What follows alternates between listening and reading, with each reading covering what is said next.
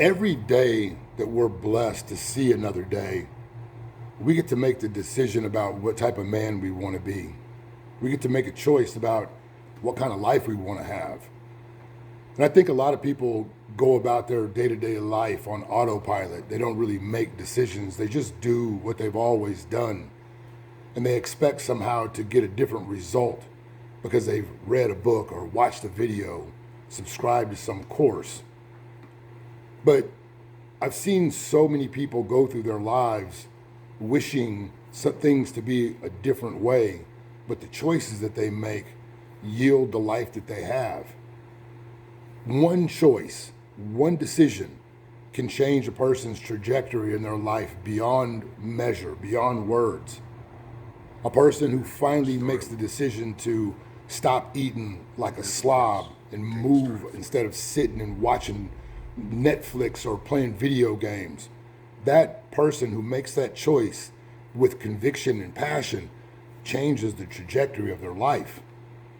One person who decides that they're no longer going to suffer at the hands of an abusive spouse and decides no more listening to the reasons, no more listening to the excuses or the promises, and makes a move to free themselves, change the trajectory of their life. One choice, one decision can change everything. And I've noticed that in so many different arenas in life. I've seen the scars that have been given to me for the choices that I had to suffer the consequences of.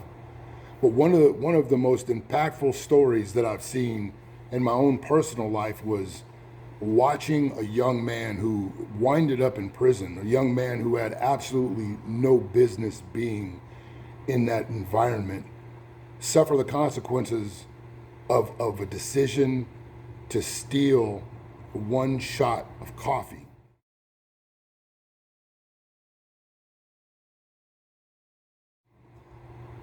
The unit that I found myself on at the time, the Texas prisons were going through an expansion.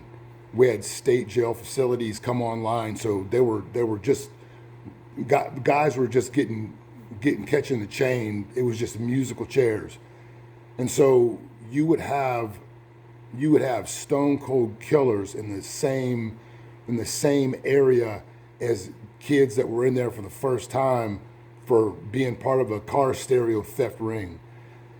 And it was very common to see these guys get preyed upon by these wolves. And because I fell out of Austin, anytime somebody came in from Austin, the homies would say, "Hey man, this one of your folks." And there was one particular kid came in, and I knew from the moment that I looked at him, this dude isn't going to make it.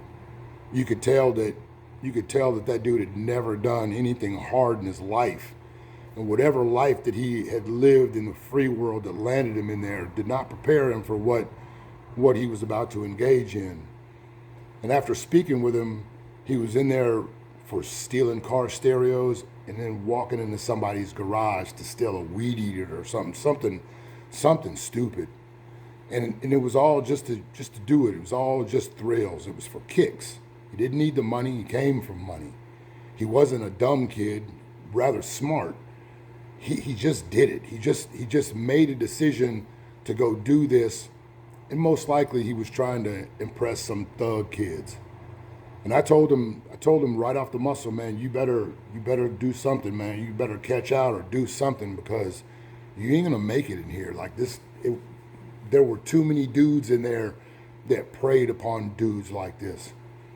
And so after a couple of months, he skated under the radar for a while, but he always found a way to get out of work, to get out of being around the danger. Never fell out to the yard. He never did anything. Sometimes he wouldn't even eat. He would just stay in the dorm. He would just stay in there, stay to himself. So whenever we would fall out to go to work, he would be in there sweeping, cleaning the toilets, doing some female work. And this one particular day, he decided to go into some affiliated SA's locker because he didn't have any coffee. SA left his locker open, So dude went in there and helped himself to a shot of coffee. Well, when you're in an environment like that, you keep track of everything. You know if somebody's been in your shit. You know as soon as you walk in, you see if you're aware of your environment, you know if somebody's been in your stuff. And so the little essays knew immediately that somebody had gone through, and he knew somebody went and got in his coffee. So they had a little sit down, the essays got together, and because there were only a few people in the dorm, it was established that it wasn't a shakedown situation. Somebody had gone through the dorm and stolen from various people's lockers. And it was mostly the essays that got took. And so when they figured that out, and then they figured out who it was this little yellow dude from Austin. And this dude had no help. He had nobody to get his back.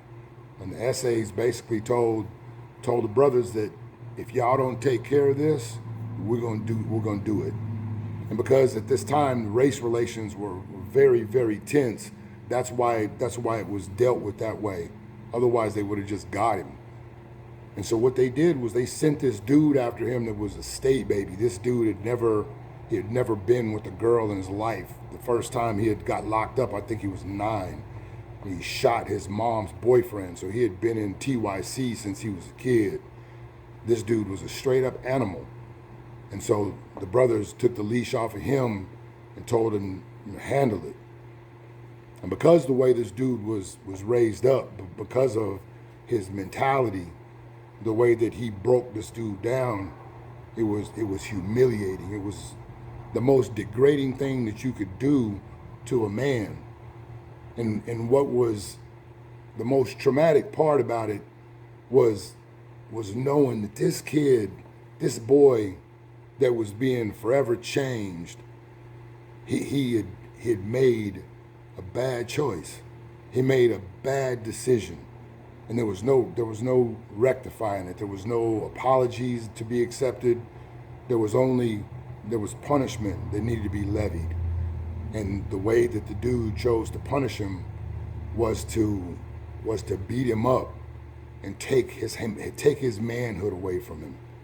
And you could hear this dude begging him to stop, begging him to just let him make it. I just put my headphones on and drifted off somewhere else.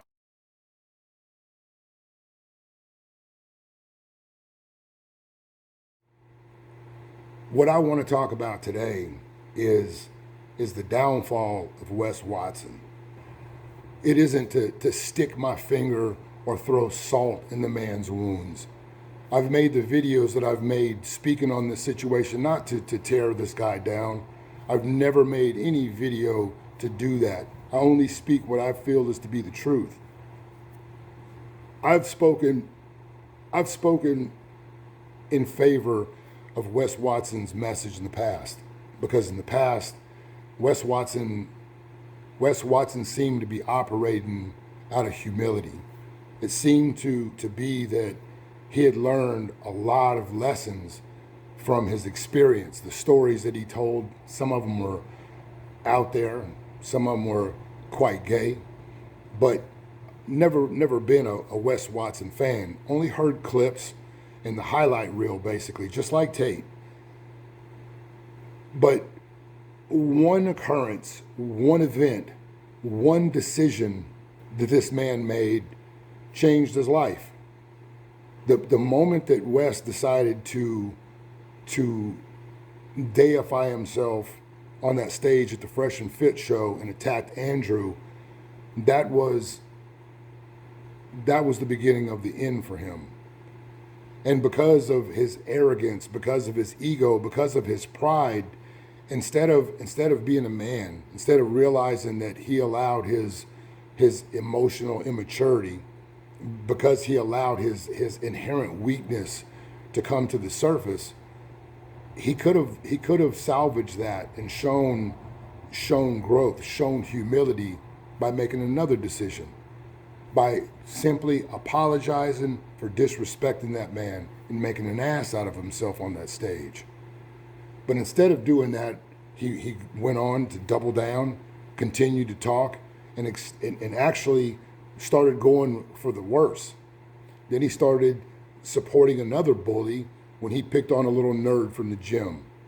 Another chink in the armor, supporting bullies, supporting dudes, picking on dudes that maybe be a little bit not of a challenge whatsoever.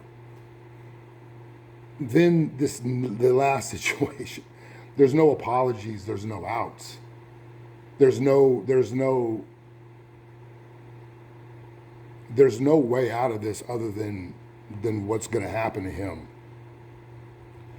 And he's made his own bed.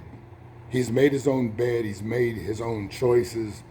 He's believed his own hype. And now he will get the opportunity, most likely, to go be all the things that he's pretended to be in his videos for the past couple of years. My point isn't, again, to reflect on what Wes did. What I want to talk about is what Wes didn't do. We have got such a fake alpha male, fake masculinity culture that to be wrong is looked at, to be wrong and to admit that you're wrong is looked at as somehow weak. Somehow it's more honorable to be a lying sack of shit than to say, you know what, I was wrong, man. I didn't handle that correctly. See, as a man, I look at men who own their mistakes, men who own the things that they create. I look at those men as honorable, even if what they've done isn't honorable. That to me is what a real man looks like. That's what real growth looks like. One choice to attack the man, one choice to double down, one choice to support another bully, one choice to invite the world to fight, one choice to find yourself back at the gates of prison. Too many times we operate on autopilot and we let our emotions dictate what we do. And that one choice, that one decision that's made out of emotion can change your life forever. My challenge to you men is this. For the next 2 weeks, live your life and make every choice that you make, every decision that you make it with purpose. Make it on purpose. Instead of going through the motions, analyze the things that you do, the choices that you make. And before you go through it, ask, is this aligning with the person that I want to be? By doing this thing, by not doing this thing, is this going to make me the man that I decided that I want to be when I woke up this morning? I challenge you to do that, and I would bet money that you're going to find that you have lived the majority of your life. You've done the majority of things that you do on autopilot. Make the choices that you make with purpose, on purpose. But even more than that, make the decisions that you know are going to move you toward being the man that you want to be. Out.